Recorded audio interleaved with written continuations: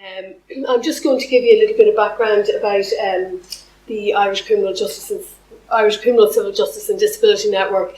Essentially, we decided to, when we looked at this about 5 years ago, around access to justice for people with disabilities, the main research that had been done was by Edwards et al. And Shane Commons, and it was around access to justice for people with disabilities, and they were victims of crime.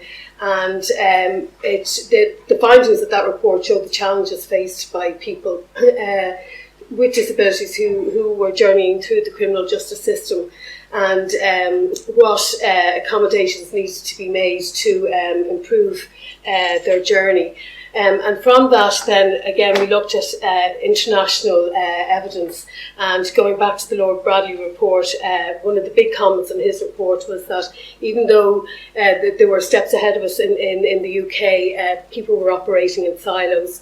So when we developed this initiative, we decided to try and establish a pathway or a forum where we could facilitate that communication between criminal justice agencies and disability organisations, advocates and healthcare professionals.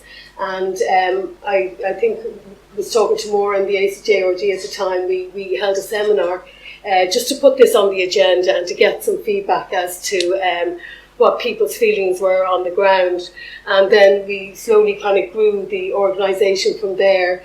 And some of the main objectives of the organisation is to provide awareness training, develop collaboration, provide materials and tools and online resources, to look at the use of intermediaries, the use of advocates, research, and then data collection, because the main data, or any data that's available, is mainly on the prison population. And we found, even since we've developed this initiative, we're getting great real-life experiences, both from people with disability who encounter the system, but from people working in the system and the challenges they face. So that's just a quote there from Shane's report, or Claire Edwards and Shane's report, that, as we know, early identification of an individual with a disability provides significant benefits to that person as they journey through the system. So after the events that we held at the ACJRD, we made a contribution to the online course that was run by the Law Society of the Bar of Ireland and the Irish Council for Civil Liberties in relation to the Victims' Rights Directive, contribution to the Superlab project that was organised again by the Law Society and DCU.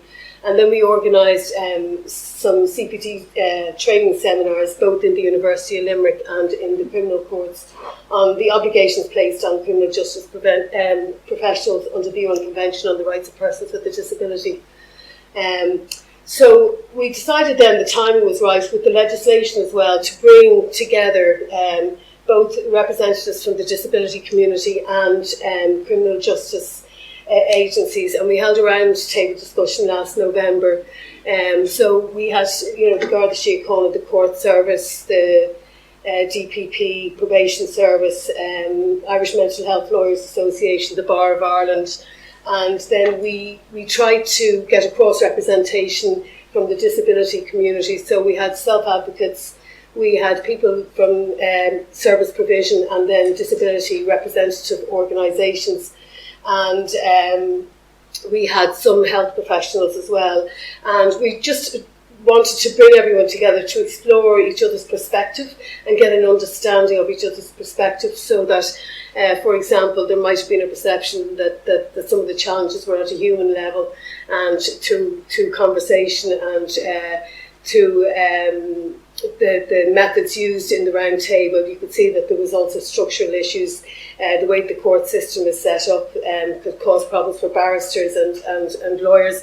And just going back to the first speaker this morning, when she was saying why lawyers, don't look at this, we found from the round table discussion, for example, that particularly the barristers were saying they didn't have enough time to get to know their client, and they may be handed a case, for example, on the morning of a court case, and they found that they'd like the system prevented them to spend more time with individuals.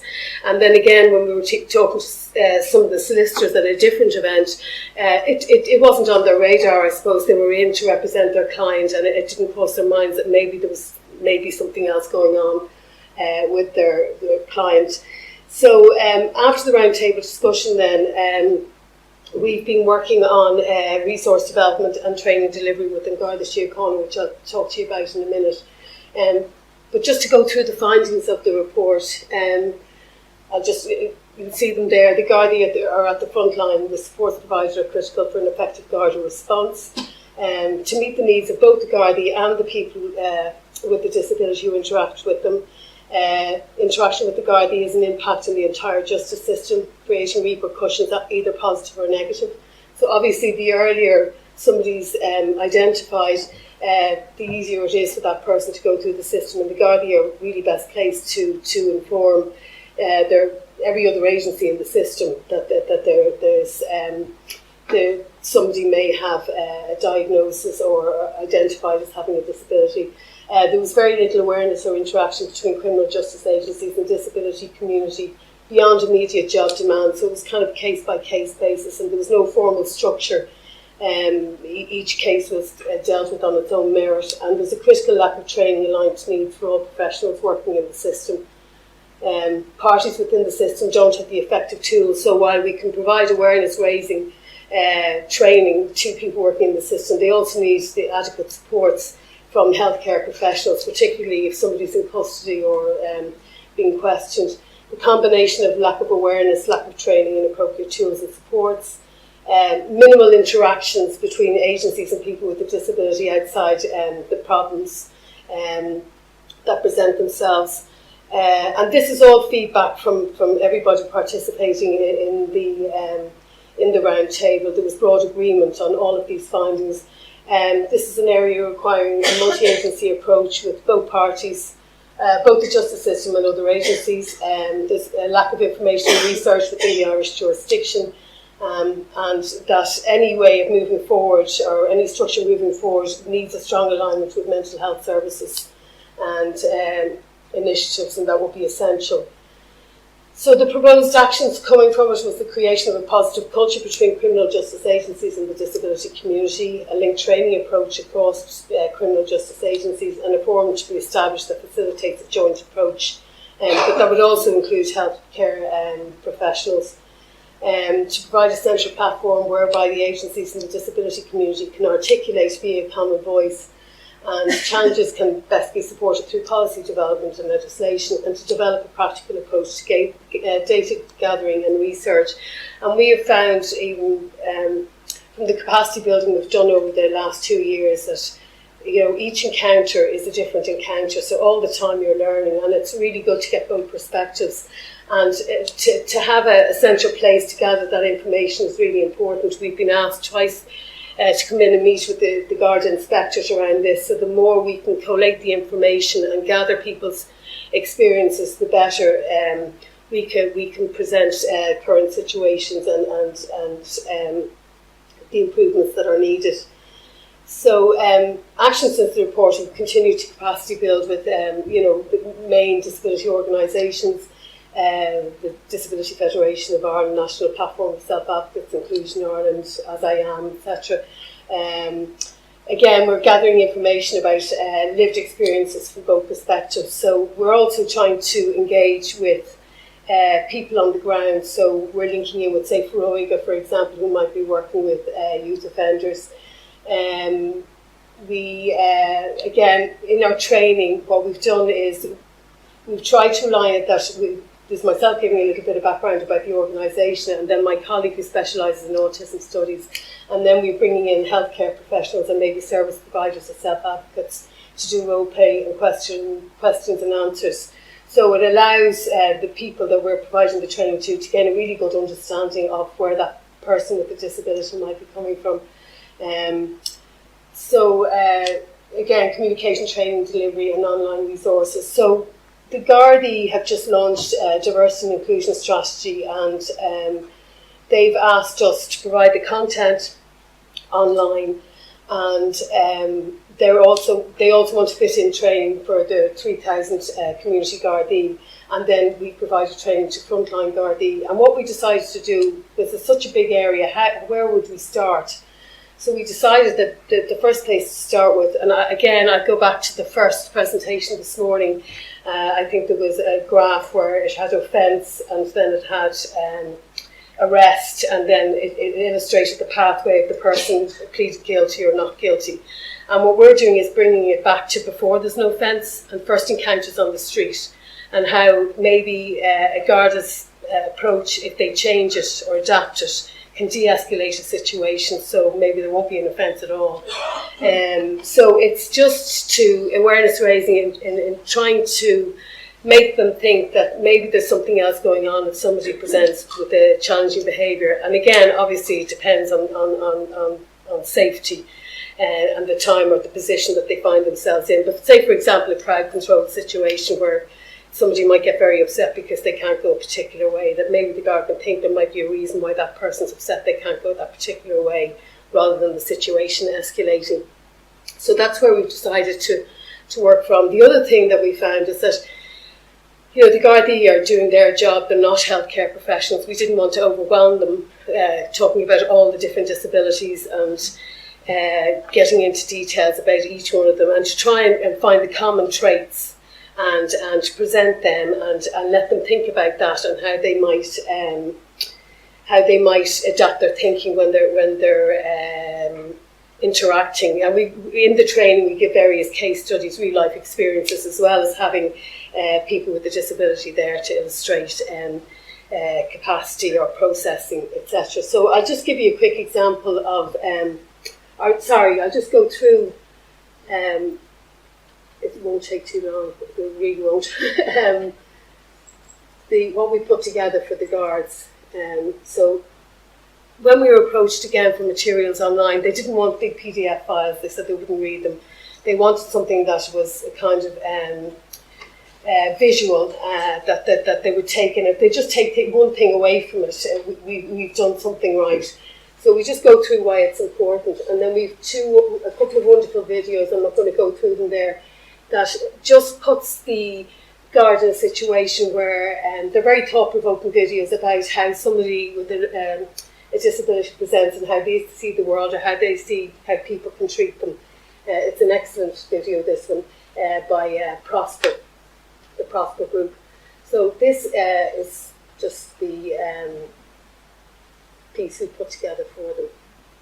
I don't know how to make that bigger.